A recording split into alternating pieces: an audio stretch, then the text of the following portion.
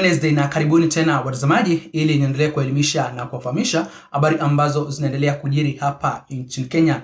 Na watazamaji, mambo yanaendelea kuchemka kule jijini Nairobi, ambako wabunge kwa mara nyingine wanaendelea kuchambua, wanaendelea kujadili kuhusiana na mswada wa fedha ambao ulipendekezwa wiki chache zilizopita. Kabla sijaendelea kuwafahamisha kwa kina watazamaji wangu vile hali ilivyo sasa hivi kule kwenye bunge la kitaifa, huku vuta ni kuvute zikiendelea kushuhudiwa kati ya wabunge wa serikali na wabunge wa upinzani, ningependa kuomba wewe mtazamaji wangu, kama ndio mara yako ya kwanza kufika hapa BMT Reportix, ujiunge nami kwa kusubscribe na pia uweze kulike, kushare na comment, ndipo ujumbe ama hizo habari zetu ziweze kuwa recommended kwa watazamaji wengi zaidi. Na watazamaji, mambo yanazidi kuchemka hapa nchini Kenya, huku Wakenya wakitarajia kusomewa bajeti ya mwaka wa 2026 2027. Siku chache zilizopita waziri wa fedha Mheshimiwa John Mbadi alikuwa amependekeza bajeti ambayo itakuwa inatumika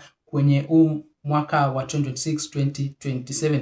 Na baada ya kusoma kwa hiyo bajeti ambayo ilionekana kuwa ya juu zaidi, Wakenya walianza kuipinga, Wakenya walianza kuikataa. Lakini unajua watazamaji wangu, Wakenya hawawezi kukipinga kitu ambacho hawaja kifafanuliwa kwa kiundani. Hapo jana wabunge walikuwa kule kwenye bunge la kitaifa na leo bado wako huko, wanaendelea kuchambua kwa kiundani kuhusiana na e-finance bill. Ni kipi ambacho kinakuja kumfinyilia mwananchi wa kawaida? Hizi taxes watakuja kuzitoa wapi ndiposa waweze kufikisha ile 4.8 trillion ambayo iliweza kupendekezwa? Ni kipindi kigumu watazamaji wangu kwa viongozi wa UDA ama wabunge wa UDA kuitetea e-finance bill ambayo kila mtu anaona kabisa itakuja kufanya maisha yawe magumu zaidi kwa mwananchi wa kawaida, wakati atakuwa anatozwa ushuru ambao ndio utakuwa unatumika kuweza kufinance yale mambo ambayo yamependekezwa kwenye mswada wa fedha wa mwaka 2025 2026.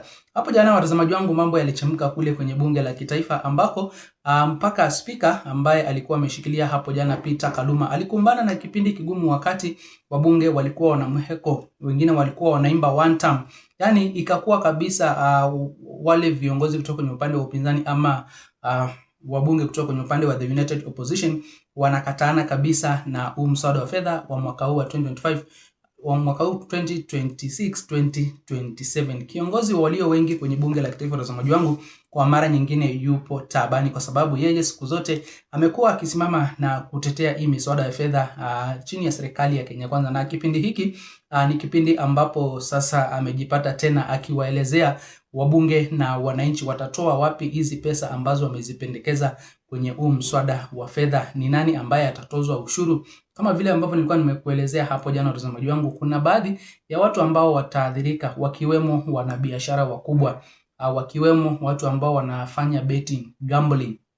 Hao watu kwa njia moja ama nyingine watazamaji wangu watakuwa wanaathirika, kwa sababu kuna taxes kubwa ambazo zinakuja kuongezwa. Mambo ya land rates, land leasing ni jambo ambalo lilikuwa limezungumziwa hapo awali, lakini Kimani Ichung'wah anasema ya kwamba hakuna jambo kama hilo kwenye mswada wa fedha wa mwaka wa 2025-2026. Kwa upande mwingine watazamaji wangu, nao vijana wa Gen Z hapo awali, hata kabla ya kusoma kwa bajeti ya mwaka wa 2026-2027, walikuwa wameanza kupinga baada ya kupata ripoti ya kwamba kuna mambo ambayo yanapendekezwa pale yatakuja kuwafanya wao waweze kukosa kuwa na ile privacy, itakuja kuwafanya wao waweze kugaramika zaidi. Kwa mfano, kuna mambo kama vile ya transactions ambapo KRA iko na uwezo wa kujua una transact pesa vipi kwa M-Pesa, kwa bank, ndipo uweze kufuatiliwa, uweze kulipa ushuru. Pia vile vile mambo ya nguo itakuja kupanda, mambo ya electronics itakuja kupanda bei. Ukiangalia bei ya mafuta tayari imepanda bei. So unaona watazamaji wangu, wananchi walikuwa wameanza kuingia kwenye maandamano kupinga finance bill ya mwaka wa 2026-2027. Sasa hivi wananchi wanaendelea kusubiria hatima ya maamuzi ambayo itakuwa inatolewa pale kwenye bunge la kitaifa, kwa sababu wao lazima ipitie first and second reading. Ikitoka hapo sasa ndio itakuwa wanaivote waikubali ama waweze kuikataa. Na kipindi hiki watazamaji wangu, hatujui hali itakuwa namna gani kwa sababu hii ndio finance bill ya mwisho ambayo Wakenya wanataka kujua itakuwa vipi. Je, William Samoei Ruto ameleta hii finance bill aweze kusaidia mwananchi wa kawaida ama anakuja kumfinyilia zaidi? Kabla sijawapeleka pale kwenye bunge la kitaifa, watazamaji wangu muweze kujionea vile hali ilivyo, huku vuta ni kuvute zikiendelea kushuhudiwa kati ya wanao support finance bill na wale wengine ambao wanapinga. Ningependa kukumbusha tena wewe mtazamaji wangu, kama ndio mara yako ya kwanza kufika hapa BM Daily Politics, ujiunge nami kwa kusubscribe na pia uweze kulike, kushare na comment, ndipo ujumbe ama hizo habari zetu ziweze kuwa recommended kwa watazamaji wengi zaidi. Leadership of this house, and I have no particular leaders including myself who are seated in this house. And Honorable Robert Mbui is on record having opposed the finance bill of 2024. Is on record. The Honorable Millie Odhiambo is on record having opposed that bill. The Honorable Mwenje is on record having supported that bill, opposed. The Honorable Kimani Ichung'wah, the Honorable Naomi Wako are on record having supported that bill. The Honorable Ndindi Nyoro is on record having supported that bill. We must be honest and fair to the people of Kenya.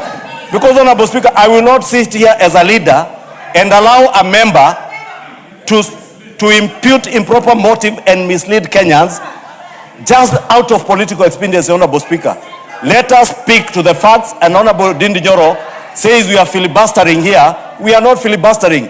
If you invite the wrath of the leadership of the House or any member by imputing improper motive on them, we will interrupt you. But if you stick to issues that are contained either in the bill or in the committee report, nobody will interrupt you. But we will not allow you to mislead the House and impute improper motive on us.